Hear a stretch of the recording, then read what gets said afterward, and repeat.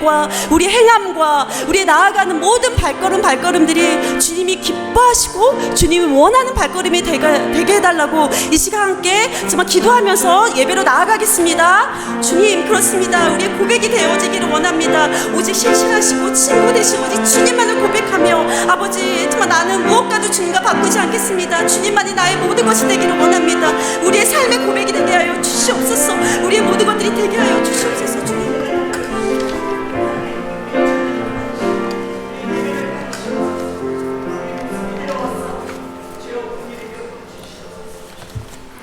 은혜와 사랑이 충만하신 하나님 아버지, 저희를 사랑하여 주셔서 또 분주한 삶을 살다가 또 모든 시간들을 중재하고 또 하나님께 나와 겸손한 심령과 마음으로 하나님의 놀라운 사랑과 그 은혜를 기대하며 소망합니다. 저희들의 심령 가운데 주의 성령으로 임재해 주셔서 하나님의 선하심과 의로우심으로 충만히 회복되어지는 믿음의 귀한 시간 될 수 있도록 은혜를 더해 주옵소서. 예배드리는 모든 성도들의 심령과 마음 가운데 하나님의 영으로 충만히 임재해 주셔서 무거운 짐을 내려놓게 하시고 근심과 염려에서 벗어나 하나님 앞에 기뻐하며 감사하며 다윗처럼 춤출 수 있는, 하나님 앞에 뛰놀 수 있는 하나님의 복된 자녀들이 되게 하여 주옵소서. 예수님의 이름으로 기도드립니다. 아멘.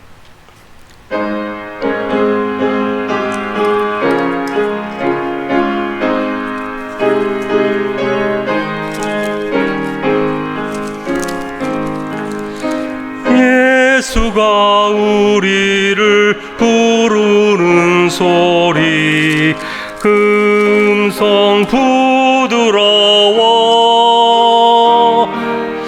문 앞에 나와서 사면을 보며 우리를 기다리네. 오라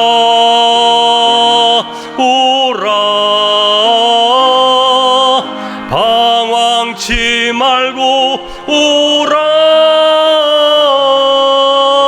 죄 있는 자들아 이리로 오라. 주 예수 앞에 오라. 간절히 오라고 부르실 때에 우리는 지체하려.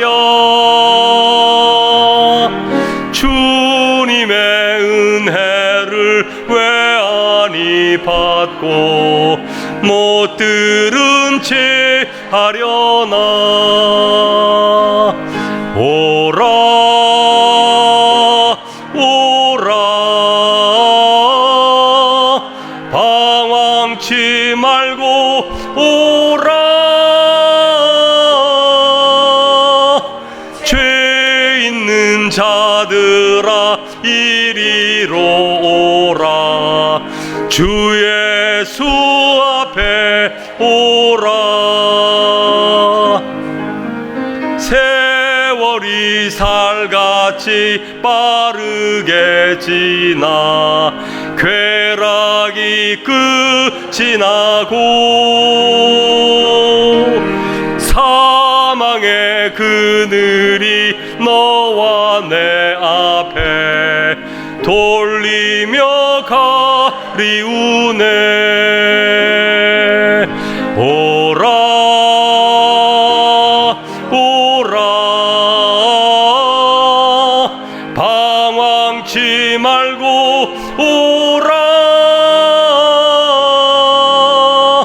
죄 있는 자들아 이리로 오라. 주 예수 앞에 오라. 우리를 위하여 예비해 두신 영원한 집이 있어. 죄 많은 세상을 떠나게 될 때 영접해 주시겠네. 오라 오라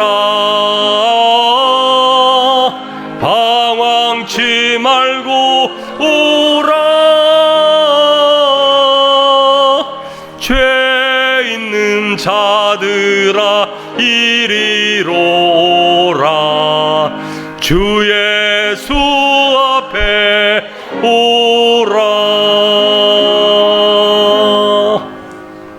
아멘. 자, 이 시간 우리에게 주시는 말씀은 우리 사무엘 하 6장 1절에서 23절까지 말씀입니다. 우리 사무엘 하 6장 1절에서 23절까지 말씀, 구약성경 471페이지 사무엘 하 6장 1절에서 23절 마지막까지 우리 한 절씩 교독하겠습니다. 다윗이 이스라엘에서 뽑은 무리 3만 명을 다시 모으고 다윗이 일어나 자기와 함께 있는 모든 사람과 더불어 바알레 유다로 가서 거기서 하나님의 궤를 메어 오려 하니 그 궤는 그룹들 사이에 좌정하신 만군의 여호와의 이름으로 불리는 것이라. 그들이 하나님의 궤를 새 수레에 싣고 산에 있는 아비나답의 집에서 나오는데 아비나답의 아들 우사와 아효가 그 새 수레를 모니라. 그들이 산에 있는 아비나답의 집에서 하나님의 궤를 싣고 나올 때에 아효는 궤 앞에서 가고 다윗과 이스라엘 온 족속은 잣나무로 만든 여러 가지 악기와 수금과 비파와 소고와 양금과 제금으로 여호와 앞에서 연주하더라. 그들이 나곤의 타작 마당에 이르러서는 소들이 뛰므로 우사가 손을 들어 하나님의 궤를 붙들었더니 여호와 하나님이 우사가 잘못함으로 말미암아 진노하사 그를 그곳에서 치시니 그가 거기 하나님의 궤 곁에서 죽으니라. 여호와께서 우사를 치심으로 다윗이 분하여 그곳을 베레스 우사라 부르니 그 이름이 오늘까지 이르니라. 다윗이 그 날에 여호와를 두려워하여 이르되 여호와의 궤가 어찌 내게로 오리오 하고 다윗이 여호와의 궤를 옮겨 다윗성 자기에게로 메어가기를 즐겨하지 아니하고 가드 사람 오벳 에돔의 집으로 메어간지라. 여호와의 궤가 가드 사람 오벳 에돔의 집에 석 달을 있었는데 여호와께서 오벳 에돔과 그의 온 집에 복을 주시니라. 어떤 사람이 다윗 왕에게 아뢰어 이르되 여호와께서 하나님의 궤로 말미암아 오벳 에돔의 집과 그의 모든 소유에 복을 주셨다 한지라. 다윗이 가서 하나님의 궤를 기쁨으로 메고 오벳 에돔의 집에서 다윗성으로 올라갈새 여호와의 궤를 맨 사람들이 6걸음을 가매 다윗이 소와 살찐 송아지로 제사를 드리고 다윗이 여호와 앞에서 힘을 다하여 춤을 추는데 그때 다윗이 배 에봇을 입었더라. 다윗과 온 이스라엘 족속이 즐거이 환호하며 나팔을 불고 여호와의 궤를 메어 오니라. 여호와의 궤가 다윗성으로 들어올 때에 사울의 딸 미갈이 창으로 내다보다가 다윗 왕이 여호와 앞에서 뛰놀며 춤추는 것을 보고 심중에 그를 업신여기니라. 여호와께서 여호와의 궤를 메고 들어가서 다윗이 그것을 위하여 친 장막 가운데 그 준비한 자리에 그것을 두매 다윗이 번제와 화목제를 여호와 앞에 드리니라. 다윗이 번제와 화목제 드리기를 마치고 만군의 여호와의 이름으로 백성에게 축복하고 모든 백성 곧 온 이스라엘 무리에게 남녀를 막론하고 떡 한 개와 고기 한 조각과 건포도 떡 한 덩이씩 나누어 주매 모든 백성이 자기 집으로 돌아가니라. 다윗이 자기의 가족에게 축복하러 돌아오매 사울의 딸 미갈이 나와서 다윗을 맞으며 이르되 이스라엘 왕이 오늘 어떻게 영화로우신지 방탕한 자가 염치 없이 자기의 몸을 드러내는 것처럼 오늘 그의 신복의 계집종의 눈앞에서 몸을 드러내셨도다 하니 다윗이 미갈에게 이르되 이는 여호와 앞에서 한 것이니라. 그가 내 아버지와 그의 온 집을 버리시고 나를 택하사 나를 여호와의 백성 이스라엘의 주권자로 삼으셨으니 내가 여호와 앞에서 뛰놀리라. 내가 이보다 더 낮아져서 스스로 천하게 보일지라도 네가 말한 바 계집종에게는 내가 높임을 받으리라 한지라. 다 함께 그러므로 사울의 딸 미갈이 죽는 날까지 그에게 자식이 없으니라. 아멘. 우리 이 시간 좌우 옆에 있는 분에게 하나님 앞에서 뛰놉시다 이렇게 인사하겠습니다. 하나님 앞에서 뛰놉시다.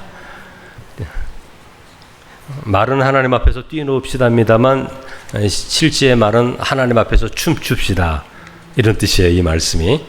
오늘 말씀을 살펴보면서 다윗의 이 고백을 함께 나누기를 원합니다. 오늘 본문의 말씀은 지난번 수요일 날 읽었던 말씀과 시간적으로 거리가 있습니다. 지난주까지는 다윗이 도망다니면서 경험하였던 삶의 이야기였다면 오늘 말씀은 왕이 된 후에 있었던 일이에요. 왕이 된 후에 있었던 일인데 이제 사울과 요나단이 블레셋과의 전투에서 죽습니다. 전사를 해요. 그리고 다윗이 유다 지파의 왕이 됩니다. 그리고 이스라엘 11지파는 사울의 아들 이스보셋을 왕으로 세웁니다. 그러니까 사울이 죽으면서 유다와 이스라엘이 분열되죠. 우리나라 남과 북이 갈라진 것처럼 언제나 이스라엘은 분리될 때 어떻게 분리되냐면 유다와 이스라엘 11지파가 분리됩니다. 그러니까 여러분 11지파 12지파인데 전체가 11지파가 한 팀이 되어서 이스라엘이라는 이름을 가지고 또 12지파 중에 한 지파인 유다 지파가 한 지파로 대결을 하는 거예요. 이스라엘은 갈라지면 꼭 이렇게 갈라집니다. 11지파와 한 지파로 갈라져요. 솔로몬이 죽은 후에 또 한 번 갈라지잖아요. 그래서 남유다, 북이스라엘 갈라질 때도 이렇게 갈라집니다. 유다 지파 한 지파와 이스라엘 11지파가 하나가 되어서 이제 갈라지게 되는 거죠. 이때에도 그렇게 갈라졌는데 다윗이 유다 지파의 왕이 되었다가 이제 7년 후에 7년 동안은 유다 지파의 왕이 되고 7년 후에 사울의 아들 이스보셋이 암살을 당합니다. 이스라엘에서. 그래서 이스라엘에서도 다윗에게 와서 우리의 왕이 되달라 이렇게 말을 하는 거예요. 그래서 통일 이스라엘의 왕이 됩니다. 다윗이 다시.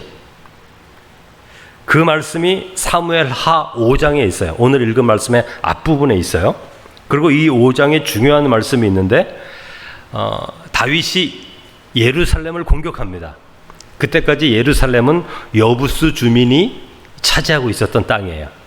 언덕 위에 산 위에 있는 요새이기 때문에 쉽게 이 예루살렘을 점령할 수가 없었어요. 그래서 이방 족속인 여부스 사람들이 예루살렘을 점거하고 있었는데 다윗이 왕이 되었을 때에 이 예루살렘을 정복합니다. 그래서 이름이 다윗성이 되는 거예요. 이 성 이름이 세 가지가 있는데 하나는 다윗성, 하나는 예루살렘, 하나는 시온산성 이렇게 말을 하는 거죠. 그리고 나서 사무엘하 6장 말씀이 오늘 말씀이에요. 사무엘하 6장 말씀. 여러분 다윗이 온 이스라엘의 백성이 된 왕이 된 후에 다윗의 첫 번째 과제가 무엇입니까? 그 12지파가 하나 되도록 만드는 것이 다윗의 첫 번째 과제입니다. 그러니까 유다와 이스라엘 11지파가 분리되었었기 때문에 분열되었었기 때문에 언제든지 분열될 가능성이 있는 거예요. 이스라엘은 유다와 이스라엘 11지파로.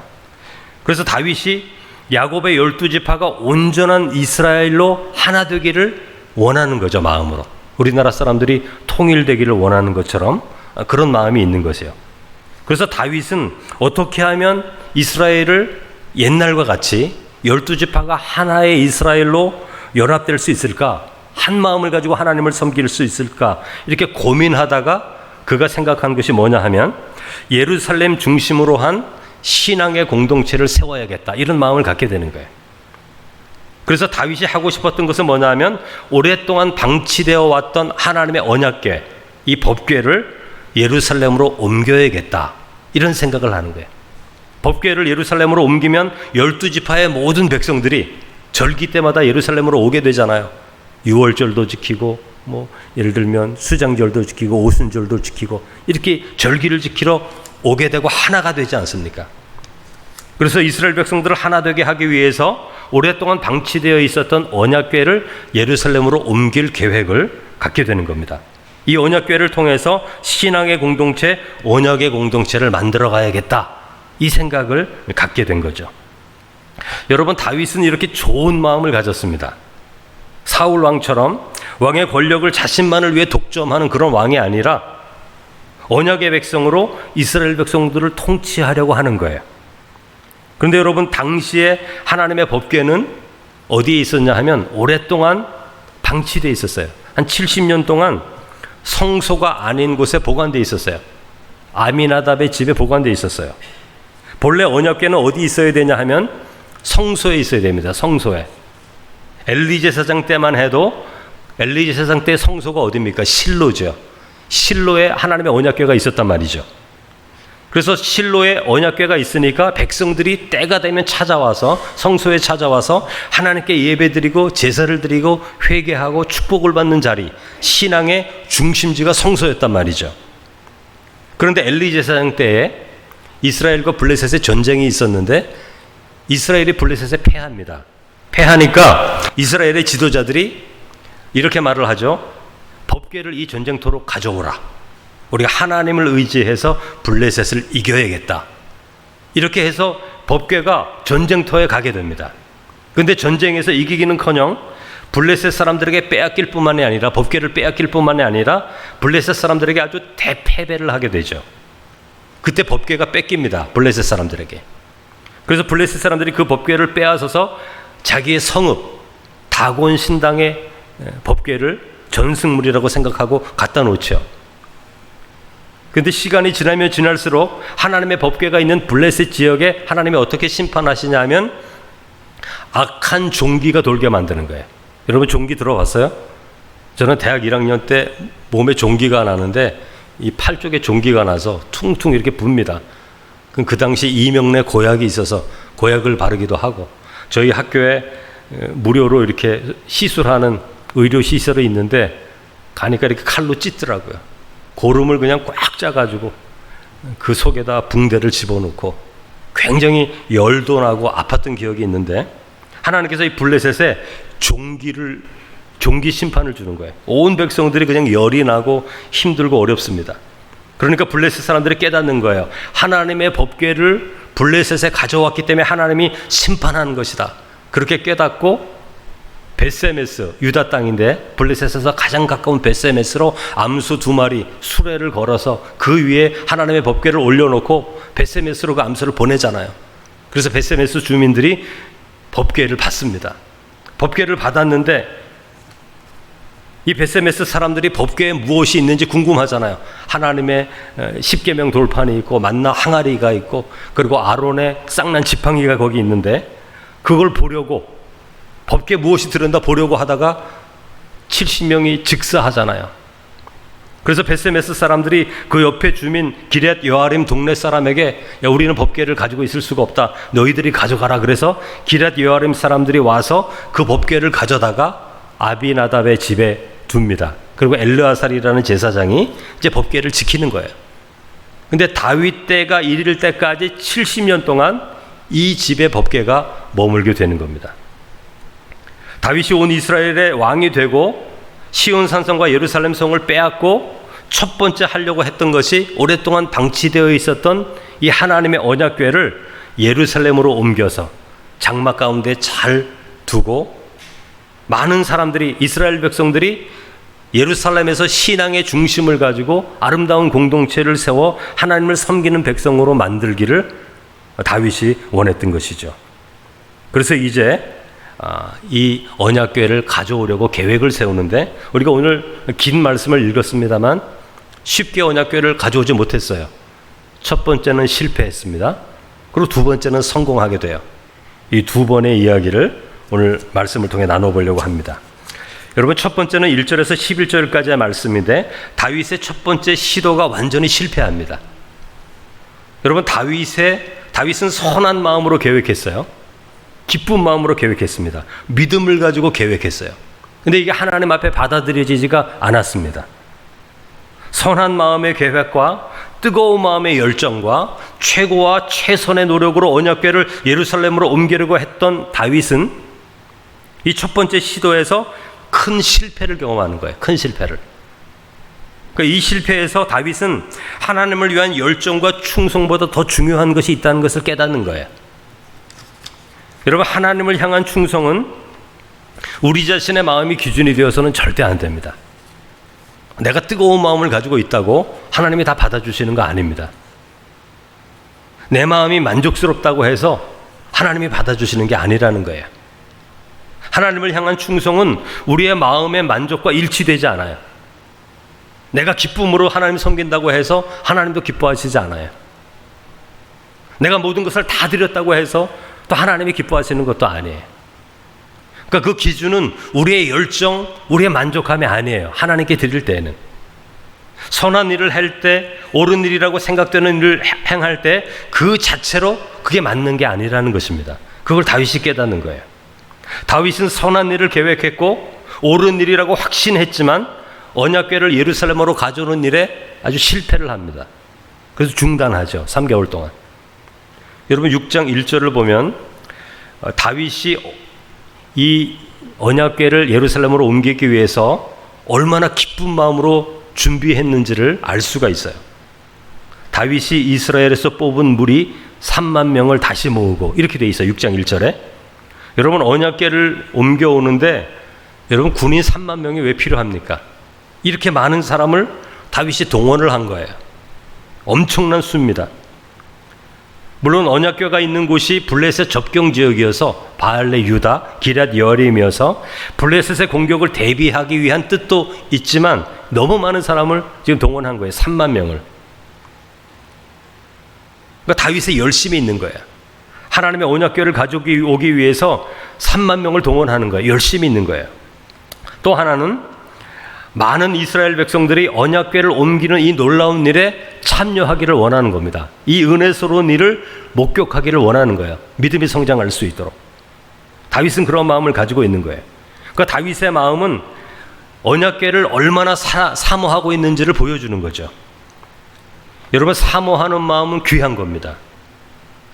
5절에도 보면 다윗이 이 일을 얼마나 세밀하게 준비했는지를 또 가르쳐주는데 5절을 보면 다윗과 이스라엘 온 족속은 잣나무로 만든 여러 가지 악기와 수금과 비파와 소고와 금과 재금으로 여호와 앞에서 연주하더라 이렇게 말하고 있잖아요. 그러니까 음악을 준비했어요. 큰 연주단을 만들어서 사람들의 마음을 기쁘게 하고 즐겁게 하는 거죠. 그러니까 다윗은 여러 모양으로 최선의 것으로 준비했어요. 그런데 3절에서 8절을 보면 다윗이 예상하지 못한 일이 발생을 하는데 이것은 미처 준비하지 못한 부분에서 나타납니다. 여러분 3절을 보면 다윗이 준비한 이 일의 결정적인 실수가 무엇인지를 가르쳐주죠. 다른 무엇보다도 가장 먼저 점검해야 할 것을 다윗이 점검을 하지 않았어요. 3절에 이렇게 되어 있습니다. 그들이 하나님의 궤를 새 수레에 싣고 산에 있는 아비나답의 아들 우사와 아효가 그 새 수레를 모니라 이렇게 돼 있어요. 그러니까 하나님의 언약궤를 수레에 싣고 운반하는 것 자체가 잘못된 거예요. 여러분 출애굽기 25장 15절에 보면 언약궤는 꼭 매야 된다 이렇게 돼 있고 민수기서 3장과 4장에 보면 레위 지파 중에 고핫 자손 사람이 고핫 자손들이 어깨에 매야 한다 이렇게 지정을 해주셨단 말이죠. 그러니까 이것이 언약궤를 옮기는 방법이에요. 하나님께서 명령하신 방법이 어깨에 매는 겁니다. 그런데 다윗은 언약궤를 옮기는 데에만 관심을 가졌지 어떻게 옮기는 것에 대한 생각을 하지 않은 거예요. 그러니까 선한 마음을 가졌음에도 불구하고 율법에서 주신 모든 규칙을 다 어긴 것입니다. 자신의 편의를 따라 언약궤를 옮긴 셈이 된 거예요. 왜 어깨에 매야 하고 왜 수레는 안 되는지 그 이유를 성경은 말하지는 않습니다. 우리가 추측할 수가 있어요. 제사장들이 어깨에 매는 방식이 언약궤를 더 안전하게 옮기는 방법이고 언약궤의 거룩성을 지키는 매우 조심스러운 방법이라는 것을 우리가 알 수 있어요. 여러분 6절에 보면 언약궤를 수레에 옮기는 것이 바른 방식이 아니라는 것을 보여주는데 나곤 타작마당에 이르러 소들이 뛰므로 이렇게 되어 있어요. 여러분 소들이 수레를 끌고 가는데 여러분 소들은 짐승이잖아요. 짐승. 언제든지 충동적으로 움직일 수 있는 게 짐승들 아닙니까? 여러분 집에서 키우는 개도 잘 이렇게 지나다가 물기도 하잖아요. 개들조차도. 아무리 잘 길들여졌어도 어떤 순간에 되면 야생성이 나오는 게 짐승이란 말입니다. 제가 최근에 농촌에서 농사를 짓는 젊은 유튜버, 이제 뭐 26살밖에 되지 않는데 시골에서 농사 짓는 젊은 부부의 유튜브를 가끔씩 제가 봅니다. 근데 이 남자는 26살밖에 되지 않았는데 소를 한 100마리 키워요. 굉장히 크죠. 또 여자 되시는 분은 농사도 하고 밭일을 또 합니다. 근데 이 소를 키우는 이 남자 분이 이런 말을 해요. 700km가 넘는 소에게 뒷발질 당할 때가 많다는 거예요. 특별히 언제 뒷발질을 당하냐 하면 새끼를 낳을 때, 이 농부가 새끼 낳는 것을 도와줘야 되거든요. 근데 새끼 낳는 것을 도와주는데 이렇게 돕다가 꼭 맞는다는 거예요. 뒷발에 친다는 거죠. 이 소들에게 매일 밥을 주고 매일 몇 번씩 눈을 맞추고 돌보아 주어도 뒷발질을 한다는 거예요. 짐승이기 때문에. 따라서 언약궤를 옮기는데 짐승의 수레는 맞지 않는 거예요. 따라서 하나님께서 레위 지파 중에 고핫 지파가 언약궤를 어깨에 매야 된다, 이렇게 말씀하시는 거죠. 여러분 6절에 보면 또 이렇게 되어 있습니다. 소들이 뛰므로 웃사가 손을 들어 하나님의 궤를 붙들더니. 여러분 웃사는 하나님의 궤를 보호하기 위해서 붙드는 거죠. 왜냐하면 웃사가 붙들지 않으면 궤가 땅에 떨어지잖아요. 어쩌면 부서질 수도 있고 안에 있는 십계명 돌판이 밖으로 나올 수도 있고. 그러니까 웃사는 좋은 마음으로 궤를 붙들었습니다. 떨어지지 않게. 그런데 이 일로 인해서 웃사가 그 자리에서 죽죠. 7절에 보면 이렇게 되어 있어요. 웃사가 잘못함으로, 하나님 보시기에 잘못한 거예요. 언약궤를 만진 것은. 그러니까 하나님의 언약궤, 하나님의 임재가 있는데 하나님의 임재가 떨어질 것 같으니까 자기가 잡은 거예요. 이거 하나님을 모욕하는 겁니다. 하나님이 사람의 손으로 떨어지기도 하고 떨어지지도 않기도 하고 그런 게 아니라는 거예요. 근데 웃사는 교만하게 자기가 언약궤를 붙들겠다고, 하나님의 임재와 하나님의 생명이 있는 그곳에 자기가 붙들어 놓겠다고, 자기가 붙들지 않으면 언약궤가 떨어질 것이라고, 그런 교만한 생각을 한 것이죠. 그 생각 자체가 교만한 거예요. 그래서 하나님이 웃사가 잘못함으로 말미암아 하나님이 진노했다, 이렇게 말씀하는 거예요. 여러분 어깨에 메었다면 이런 일이 없었을 겁니다. 여러분 하나님은 선한 일을 하나님이 기뻐하시는 방식으로 행하기를 원하시는 거예요. 성도들이 어떤 일을 행할 때 꼭 기억해야 할 것이 있습니다. 이 일이 선한 일인가, 하나님이 기뻐하시는 일인가, 이거 분별해야 돼요. 그리고 그 일을 이루어가는 방식도 하나님이 기뻐하시는가, 그걸 분별해야 돼요.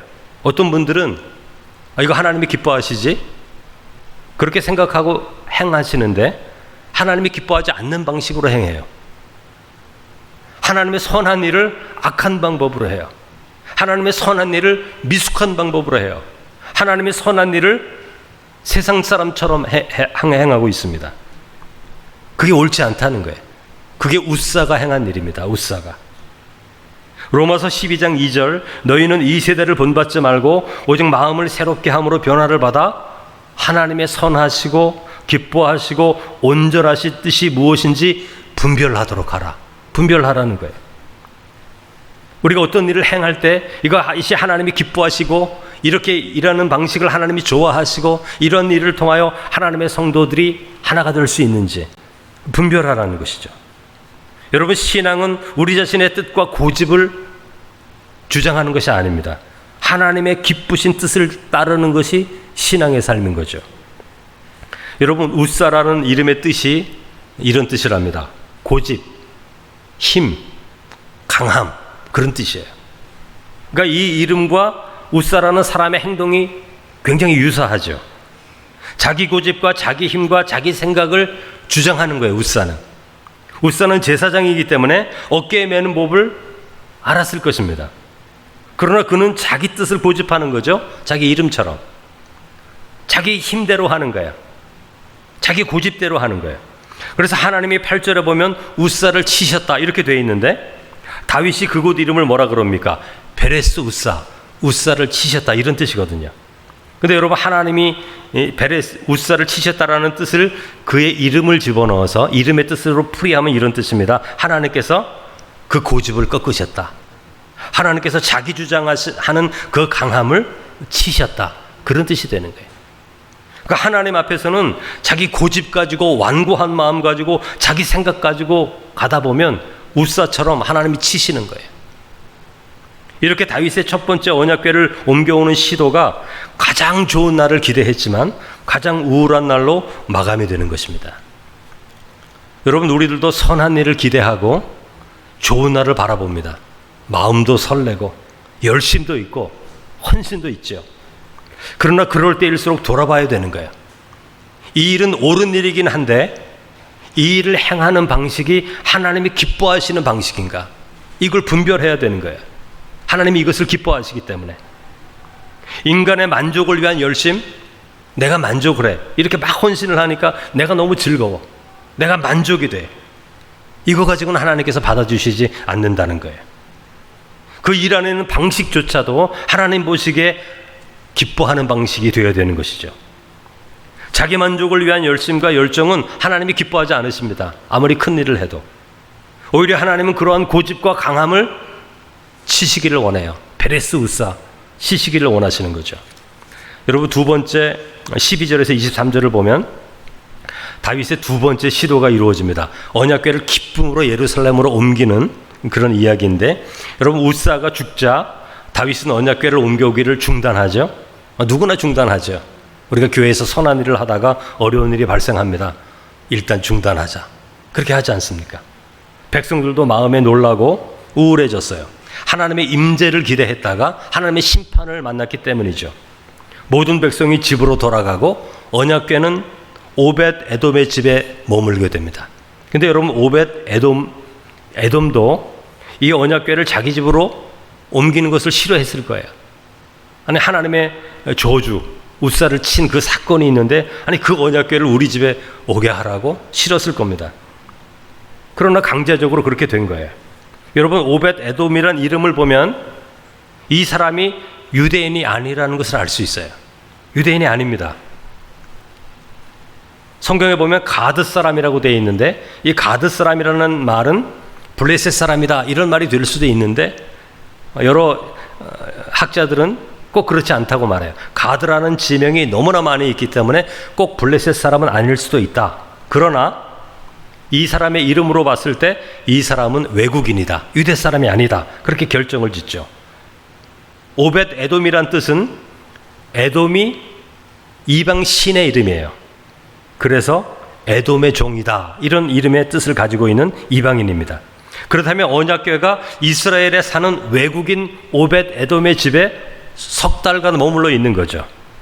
그런데 3개월을 머물러 있는 동안 11절을 보면 여호와께서 오벳 에돔과 그의 온 집에 복을 주셨다, 이렇게 말씀하는 거예요. 그래서 다윗은 다시 힘을 얻어서 언약궤를 예루살렘으로 옮기는 일을 다시 시도하게 됩니다. 여러분, 다윗은 3개월 만에 다시 용기를 내서 언약궤를 옮기는 일을 시작하죠. 3개월. 베레스 우사라는 아주 부정적인 경험을 하고 제사장도 한 명 죽었습니다. 아주 큰 사건이죠. 그럼에도 불구하고 다윗은 선한 일을 멈추지 않습니다. 어떤 사람들은 다윗에게 말렸을지도 몰라요. 아니, 좋지 않은 일이 3개월 전에 일어났는데, 제사장이 죽었는데 이런 똑같은 일을 다시 하려고 하냐고. 좀 시간 지났다 합시다. 한 1년은 지나야 되지 않겠냐고. 그렇게 말했을지도 몰라요. 그러나 다윗은 오벳 에돔의 집에 하나님이 주신 은혜를 바라보면서 지체하지 않고 다시 시도하는 거죠. 여러분, 선한 일을 행할 때 언제나 실망스러운 일이 나타납니다. 여러분, 느헤미야를 보면 예루살렘 성벽을 짓는 선하고 귀한 일을 하잖아요. 근데 언제나 도비아와 산발랏이라는 방해꾼이 성벽을 질 때도 괴롭게 했고 성벽을 짓는 후에도 괴롭게 하는 것을 우리가 볼 수 있어요. 어쩌면 선한 일을 행할 때 원수들이 더 많을 수도 있다는 거죠. 여러분, 시편을 보면 다윗이 늘 탄식하지 않습니까? 내 원수에 대한 말을 하잖아요, 다윗이. 아니, 다윗에게 왜 그렇게 원수가 많습니까? 다윗은 사람을 잘 사귀지 못하는 사람입니까? 다윗은 좀 사회성이 떨어지는 사람입니까? 왜 다윗에게 이렇게 원수가 많습니까? 왜 이렇게 방해꾼이 많습니까? 왜냐하면 다윗이 하나님의 의를 따라 살기 때문에 그런 거예요. 예수님도 팔복에 애통하는 자는 복이 있다, 그렇게 말씀하잖아요. 하나님의 선한 뜻을 따라 살려고 하는 자에게 애통의 삶이 있다는 거예요. 선한 일을 행할 때 하나님의 도움이 분명히 있습니다. 그러나 동시에 원수들도 있다는 거죠. 따라서 성도들은 실망해서는 안 되는 거예요. 성도들이 선한 삶을 살아갈 때 십자가를 지어야 하는 순간도 있고, 좁은 길을 선택해야 되는 순간도 있고, 참고 견디는 성령의 열매를 의지해야 할 때도 있기 때문에 그렇습니다. 그런데 분명한 것은 하나님의 기뻐하시는 길을 걸어가야 한다는 거예요. 예수님께서도 말씀하시죠. 내가 곧 길이요 진리요 생명이다. 어떤 삶의 환경 가운데서도 바른 길을 걸어가야 돼요. 예수님이 기뻐하시는 길, 예수님이 우리에게 허락하시는 그 길을 걸어가야 되는 거죠. 왜냐하면 옳은 길 걸어갈 때, 바른 길을 걸어갈 때 목적지에 도착하기 때문에 그렇습니다. 그래서 다윗은 오베데돔의 집에서 이제 언약궤를 옮기는 거죠. 12절 마지막 부분을 보면 하나님의 궤를 기쁨으로 메고 이렇게 돼 있어요. 그 두 번째에는 수레에 끌지 않습니다. 기쁨으로 어깨에 메고, 오베데돔의 집에서 다윗성으로 올라갈세 이렇게 말하고 있어요. 그러니까 첫 번째 시도에서 잘못된 부분을 다윗이 바로잡죠. 3개월 기간 동안 잘못된 부분을 살펴보았고 바른 방법으로 다시 시도하는 것입니다. 그리고 13절 여호와의 궤를 맨 사람들이 6걸음을 가매 이렇게 돼 있어요. 그러니까 다윗은 언약궤를 메고 첫 걸음 6걸음을 걸어가는 걸 봅니다. 제사장들이 6걸음을 걸어가는 것을 기다리고 있어요. 그리고 6걸음을 걸어갈 때 다윗의 마음 가운데 하나님이 함께 하신다는 것을 확신하는 거예요. 우사처럼 무엇이 잘못되지는 않을까 주의 깊게 살펴보다가 언약궤를 맨 사람들이 6걸음을 걸어갈 때 하나님이 이제는 우리를 돌보시는구나, 우리와 함께 하시는 것을 확신합니다. 그래서 13절에 보면 6걸음을 걸어간 그 자리에서 다윗이 하나님께 소와 살찐 송아지로 제사를 드려요. 하나님께 번제를 드리죠. 감사의 번제를 드립니다. 여러분, 첫 번째 시도에서는 3만 명이 동원됐죠. 근데 두 번째에서는 그런 숫자가 나오지 않아요. 3만 명이 동원됐다, 몇천 명이 동원됐다 이런 말이 나오지 않습니다. 그러니까 다윗의 마음에는 3만 명이 중요한 게 아니에요. 궤를 맨 사람들의 그 6발걸음이 훨씬 중요한 거예요. 3만 명보다. 하나님의 도우심과 하나님의 허락하심이 아니면 한 걸음도 움직일 수 없다는 것을 다윗이 깨닫는 거예요. 그래서 6걸음을 걸었는데 그 자리에서 제사를 드리는 거죠.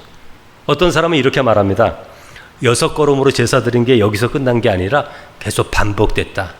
6걸음 걷고 하나님께 제사 드리고, 다윗은 또 6걸음을 걷고 또 제사를 드리고, 또 6걸음을 걷고 또 제사를 드렸다. 이렇게 말하는 주석가들도 있어요. 그러니까 한 걸음 한 걸음이 하나님의 허락하심이 아니면 될 수 없다는 것을 다윗이 깨닫고 있는 거죠. 귀한 깨달음을 갖게 되는 거예요. 또 처음과 달라진 것은 악기의 수가 달라졌어요.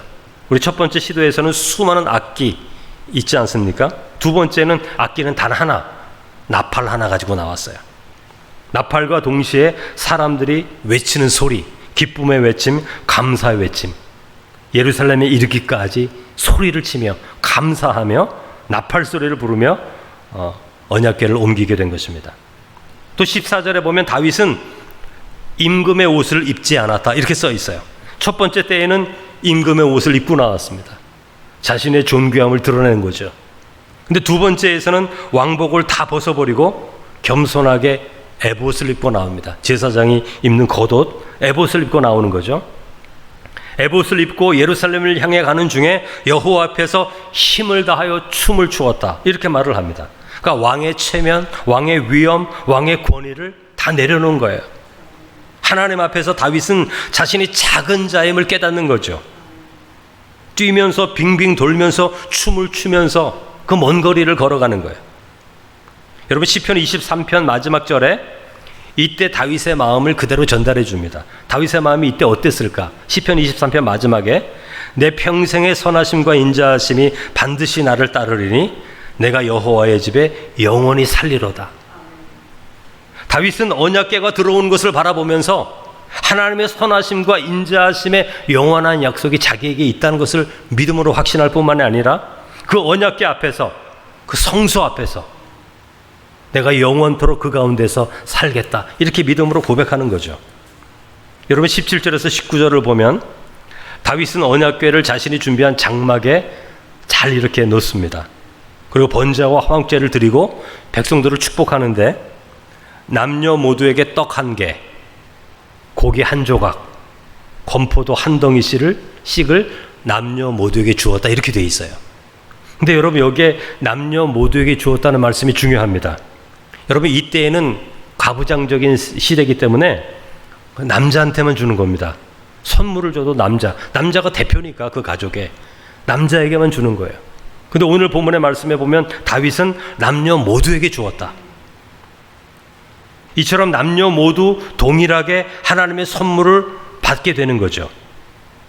그러니까 다윗의 기쁨은 남녀 모두에게 동일한 선물을 주는 건데 하나님의 은혜는 남녀 모두에게 차별 없이 주어져야 한다는 것을 다윗이 드러내는 거죠. 그러니까 하나님의 놀라운 역사와 은혜가 일어날 때 하나님 나라의 공의가 나타나는 거예요. 가부장적인 세계가 깨지는 거예요. 이 순간만큼은 남녀 모두가 하나님 앞에 동일하게 서서 은혜를 받는 거죠. 그래서 21절에 다윗이 이렇게 고백합니다. 내가 여호와 앞에 뛰놀리라. 이 말씀을 영어 성경에서는 내가 여호와 앞에서 춤출 것이다 이렇게 돼 있어요. 댄스라고 돼 있어요. 여러분 다윗은 언약궤를 옮기는 일을 통해서 하나님 앞에 응답하는 신앙의 모습으로 춤추는 것을 발견합니다.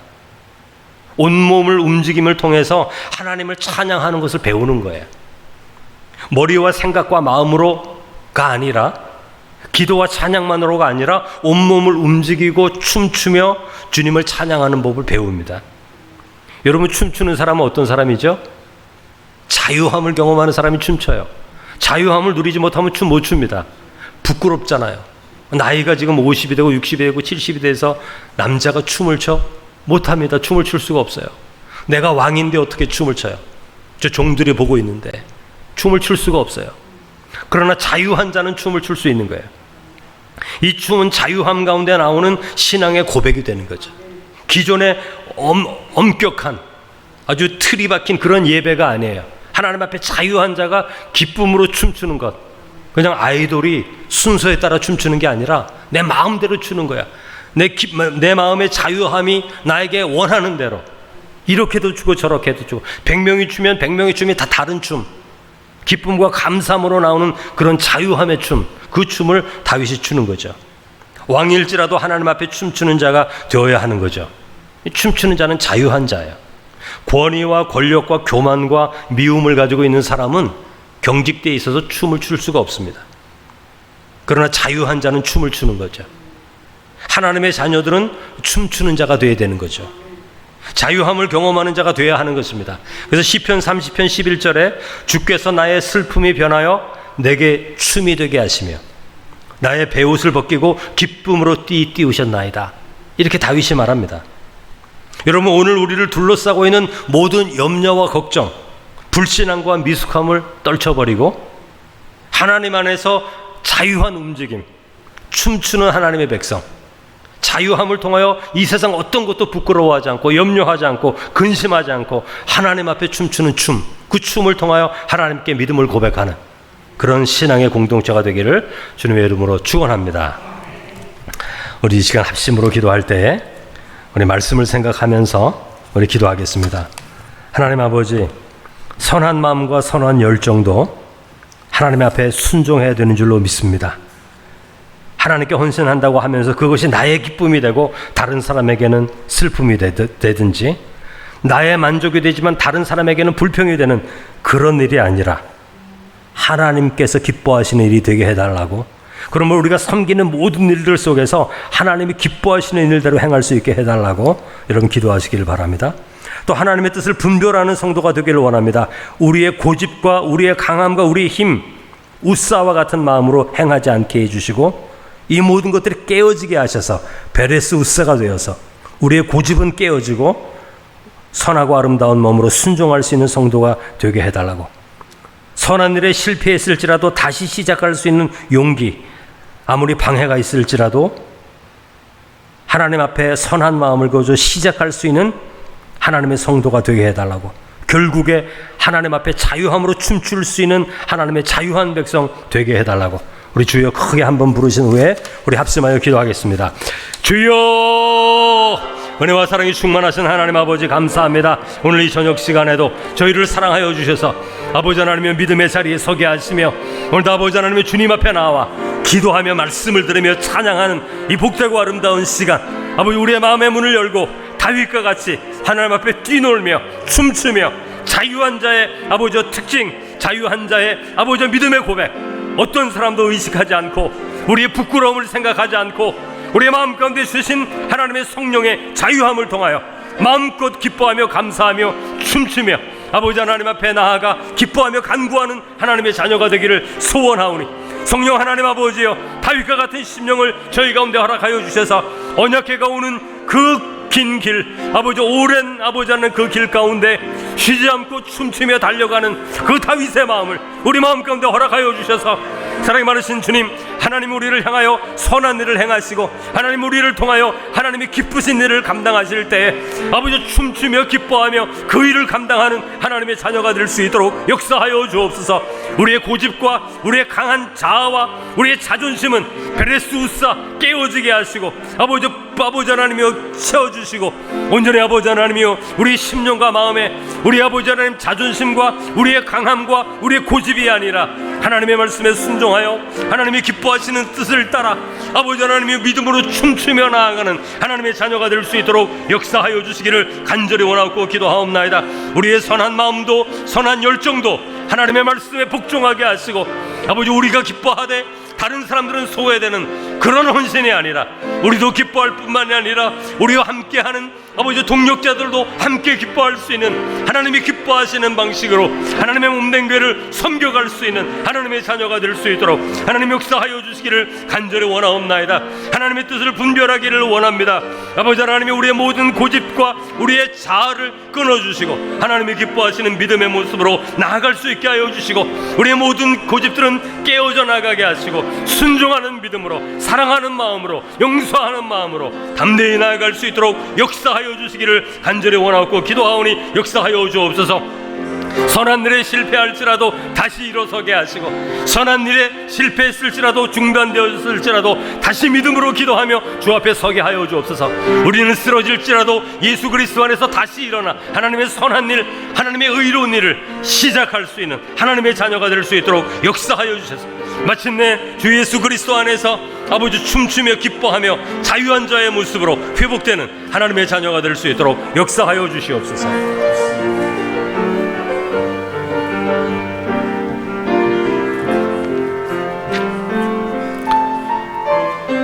계속해서 기도하실 때에 교회를 위해서 기도하도록 하시겠습니다. 우리는 마땅히 주님의 부르심 앞에 주님과 뛰놀며 춤을 춰야 하는 부르심을 받았지만 오늘 말씀에서 소가 뛰었던 것은 돌뿌리에 걸려졌음을 의미하는 것을 성경을 통해 알게 하십니다.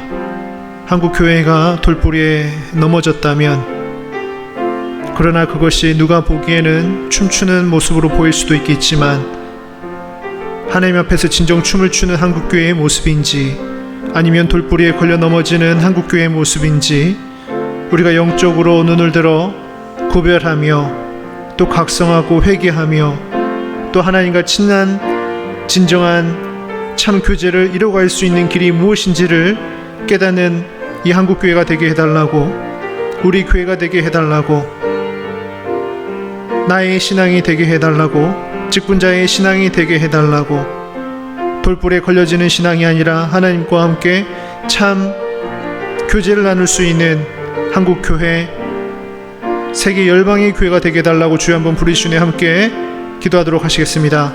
주여 아버지 감사합니다. 아버지 감사합니다.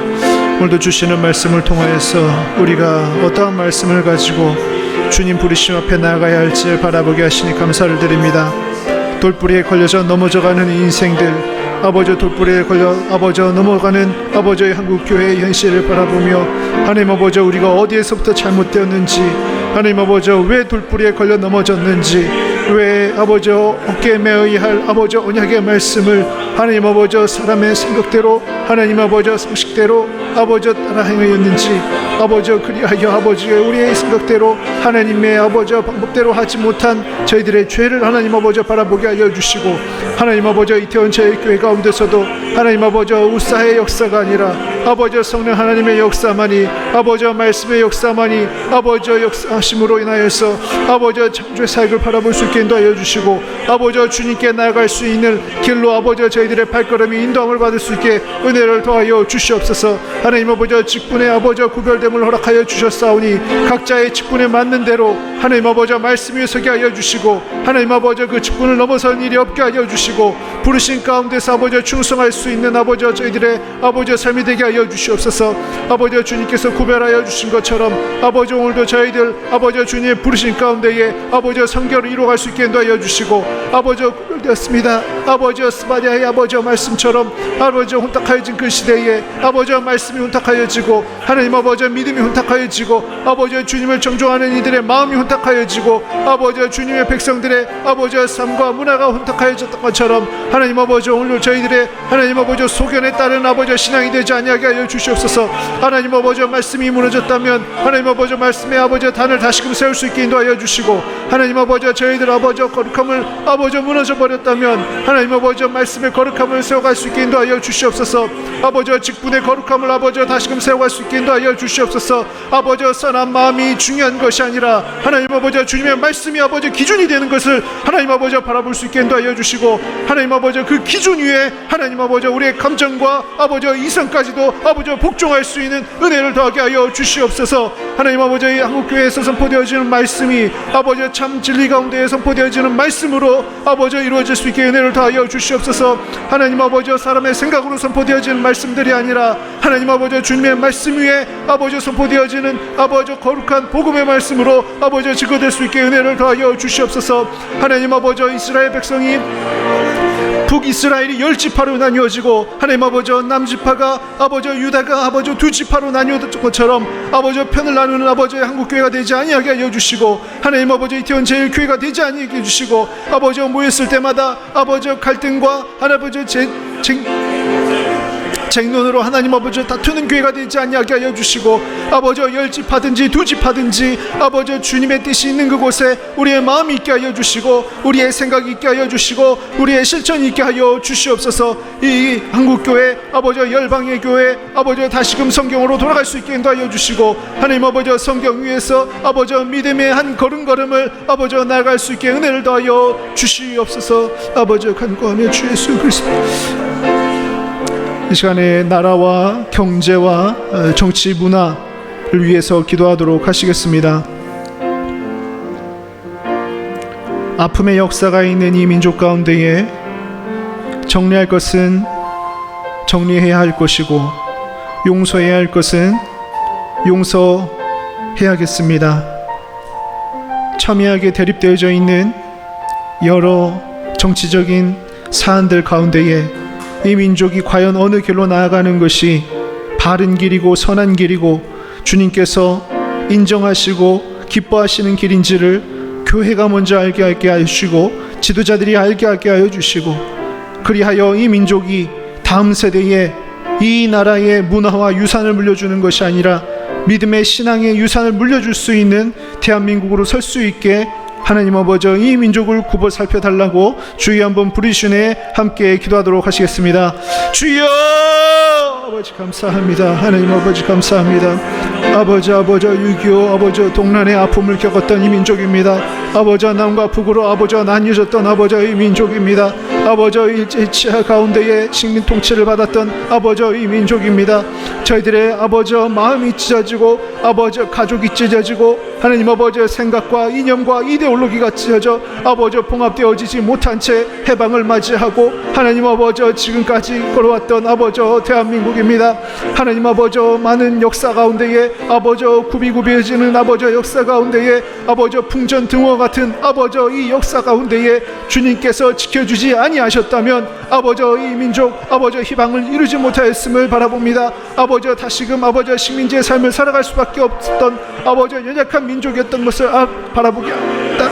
하나님 아버지 그 가운데에 아버지 우리의 아버지 이 경제의 성장을 이룬 것이 아버지 교육의 아버지 성장을 이룬 것이 아버지 문화의 강국이 된 것이 아버지 저희들의 아버지 이성과 아버지 계획으로 인한 것이 아니라 아버지 믿음의 선진들의 아버지 눈물의 기도가 있었고 아버지 눈물의 헌신이 있었음을 바라보게 하시고 아버지 오늘도 우리가 그 헌신을 다시금 기억하며 아버지 다음 세대들을 향하여 아버지 믿음의 유산을 남겨줄 수 있는 아버지 믿음의 아버지 저희들이 되게 하여 주시옵소서. 믿음의 기성세대가 되게 하여 주시고 아버지 주님 아버지 다시금 말씀 위에 서서 아버지 기도하며 아버지 위정자들을 위하여 기도하고 아버지 이 나라의 정치를 위하여 기도하고 아버지 경제와 문화와 아버지 청년과 실업과 아버지 모든 아버지 경제적인 부분까지도 아버지 교육적인 부분까지도 아버지 주님께서 굽어 살펴주시는 은혜로 말미암아 다음 세대에 우리가 물려줄 것은 아버지 물질이 아니라 아버지 신앙인 것을 아버지 기억하며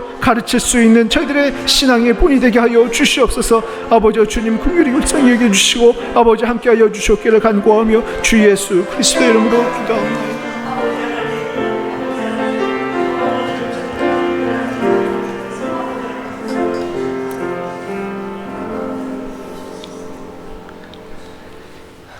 미움과 다툼과 갈등으로 온몸과 마음이 경직되고 굳어진 이 세상 가운데 다시 한번 너희들에게 춤추는 신앙, 자유한 신앙을 주시겠다고 말씀하시는 주님, 다윗이 언약궤를 예루살렘으로 옮기며 춤추었던 것처럼 우리의 굳어진 몸과 마음, 우리의 언어, 우리의 모든 생활들이 자유롭게 풀리게 하시고 이 경직된 세상 가운데 기쁨과 감사함으로 자유함으로 춤추는 그리스도인의 아름다운 삶, 그 생명의 역사가 우리 가운데 이루어질 때에 우리 가정과 교회와 이 사회와 온 세상을 향한 우리 하나님의 축복의 메시지를 증거할 수 있는 저희들이 될 수 있도록 은혜를 더해 주옵소서. 지금은 우리 주 예수 그리스도의 은혜와 하나님 아버지의 그 크신 사랑과 성령의 교통하심이 경직된 이 세상 가운데에서 성령의 자유함을 통하여 춤추며 그 자유함을 선포하기를 원하는 하나님의 성도들을 위해 이제부터 영원까지 함께 계시기를 간절히 축원하옵나이다. 아멘. 은혜와 사랑의 주님 감사합니다. 춤추는 하나님의 백성 되게 하여